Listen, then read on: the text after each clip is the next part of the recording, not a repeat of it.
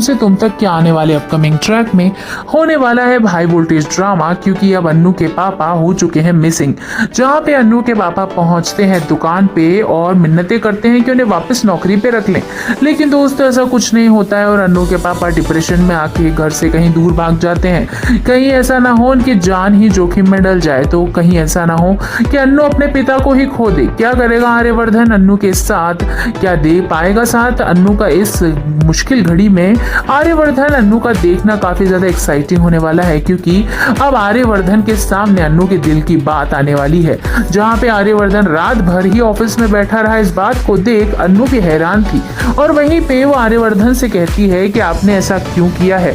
बस जैसे ही ये सब कह रही होती है तो आ जाता है उसकी माँ का फोन और वो बताती है कि तुम्हारे पापा मिसिंग है और घर पे हैं ही नहीं, कहीं दूर चले गए हैं और उनकी नौकरी भी जा चुकी है। इस बात से डर के अन्नू आर्यवर्धन को सब सच बताती है और कहती है कि उसके पापा इधर उधर खो गए हैं, उसे ढूंढने जाना होगा। अब आर्यवर्धन भी उसके साथ जा ही रहा होता है, लेकिन आर्यवर्धन अन्नू से यही कहता है कि तुम्हें अपने माँ बाप की बात मान के विपिन से शादी कर लेनी चाहिए। लेकिन विपिन तो है ही इतना बेवकूफ लड़का, उससे अन्नू शादी करेगी ही क्यों?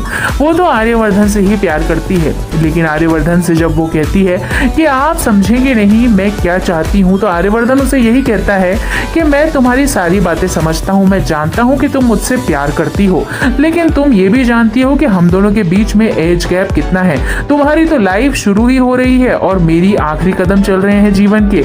अब इसमें क्या मेल होगा हमारा, तुम खुद ही सोचो। तुम विपिन से शादी कर लो और तुम्हारा जीवन अच्छे से निकलेगा, इसकी मुझे गारंटी है। लेकिन इस बात से अन्नू दुखी होकर रोते हुए वापस चली जाती है और अपने पापा को ढूंढने लग जाती है। लेकिन दोस्तों होने वाला है बहुत बड़ा हादसा और अन्नू के घर पे छाने वाला है बड़ा मातम।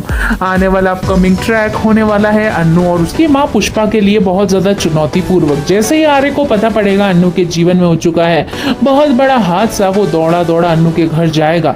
उसकी आर्थिक स्थिति देख घर में 2 रोटी भी नहीं है, ये चीज देख आर्यवर्धन को आने वाली है अन्नू पे बहुत ज्यादा दया और फाइनली अब आर्यवर्धन लेने वाला एक बहुत बड़ा स्टेप और करने वाला है अन्नू से शादी। जी हाँ दोस्तों, आर्यवर्धन और अन्नू की शादी इसी सर्कमस्टेंसेस में होने वाली है, जिसके बाद सीरियल में आएगा बहुत बड़ा हाई वोल्टेज ड्रामा, क्योंकि असली कहानी तो सीरियल में अब शुरू होने वाली है जब होगा आर्य और अन्नू का मिलन। तो कितने एक्साइटेड हैं आप इन दोनों के मिलन के लिए? कमेंट बॉक्स में जरूर बताएं। और